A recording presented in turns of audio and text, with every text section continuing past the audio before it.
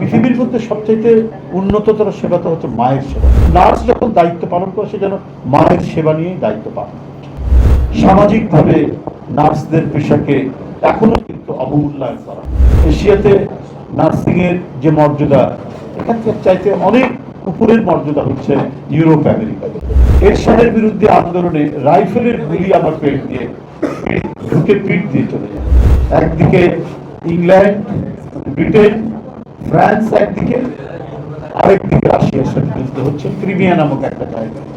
সেইখানে গিয়ে আহত সৈনিকদের ক্যাম্পে ক্যাম্পে ঢুকে তাদের সেবা করেছেন, নার্সিং এর যে সমস্ত সাপোর্ট তাদেরকে দিয়েছেন এবং সেই যুদ্ধে যে ক্ষয়ক্ষতি একমাত্র ফ্লোরেন্স নাইটিঙ্গেল যার কথা আমি বলছিলাম তার কারণেই ওই যুদ্ধে আহত সৈনিকরা অনেকে সুস্থ হয়ে উঠেছিল। এটা ওনাকে ব্যথিত করেছিল। কত বড় মানব প্রেমী হলে উনি দেখছেন যে তার স্বদেশের ২৫০০ সৈনিক মারা গেছে এবং অসংখ্য আহত, এবং যাদের বিরুদ্ধে যুদ্ধ করছে তাদের ১২,০০০ সৈনিক মারা গেছে। একজন মানব প্রেমী মানুষ, তার কিন্তু কোনো দেশ অঞ্চলের মধ্যে তার হৃদয় সীমাবদ্ধ থাকে না। তার হৃদয় থেকে সব মানুষকে একত্রিত করার, সব মানুষকে তার হৃদয়ের মধ্যে জায়গা দেওয়া। সেটাই ছিল ফ্লোরেন্স নাইটিঙ্গেল। আমাকে জীবনে অনেকবার হাসপাতালে যেতে হয়েছে, সেটা রাজনীতির কারণেই বেশিরভাগ, দুই একবার হয়তো ব্যক্তিগত অসুস্থতার কারণে। এরশাদের বিরুদ্ধে আন্দোলনে রাইফেলের গুলি আমার পেট দিয়ে ঢুকে পিঠ দিয়ে চলে যায়। আল আরাফা ইসলামী ব্যাংকের মুদারাবা ফরেন কারেন্সি ডিপোজিট হিসাবে আপনার বিদেশের আয় জমা রাখুন দেশে অফশোর ব্যাংকিং এর মাধ্যমে। বিশাল আপনি ৬টা গুলি আপনার রাইফেলের, এই কারণে আমাকে তো হসপিটালাইজ হতেই হলো, এবং এর যে পরবর্তী যে প্রভাব আফটার ইফেক্ট যেটাকে বলে আফটার ইফেক্ট, সেটার কারণে অসংখ্যবার আমাকে হাসপাতালে যেতে হয়েছে, পোস্ট অপারেটিভ অ্যাডিশন ইত্যাদি ইত্যাদি নানা কারণে। এবং আজও যে লাঠি নিয়ে আমাকে যেতে হয় এটা কিন্তু সেই আন্দোলনে সেই গুলিবিদ্ধ হওয়ারই একটি প্রতিক্রিয়া। তো আমি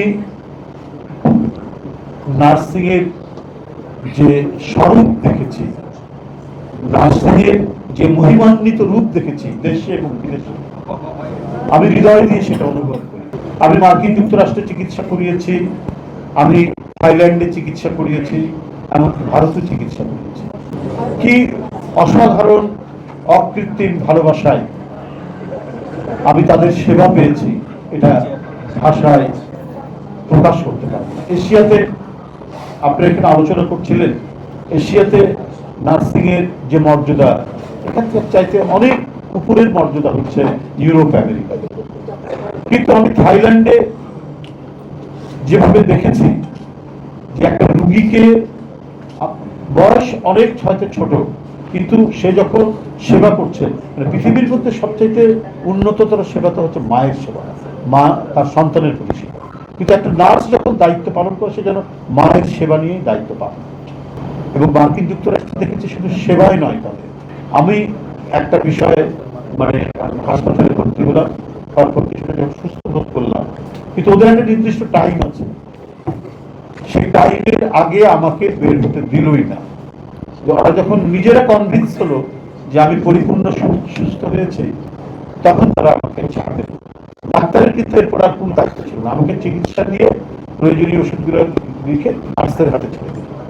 নার্স হচ্ছে এত ক্ষমতাশালী যে আমার পরিপূর্ণ সুস্থতা না দেখা পর্যন্ত সে সেখান থেকে ছাড়ে। আমাদের দেশ আর দেশের যে পার্থক্য বলছিলাম, সত্যিকার অর্থে বলতে দ্বিধা নেই, সামাজিকভাবে নার্সদের পেশাকে এখনো কিন্তু অবমূল্যায়ন করা।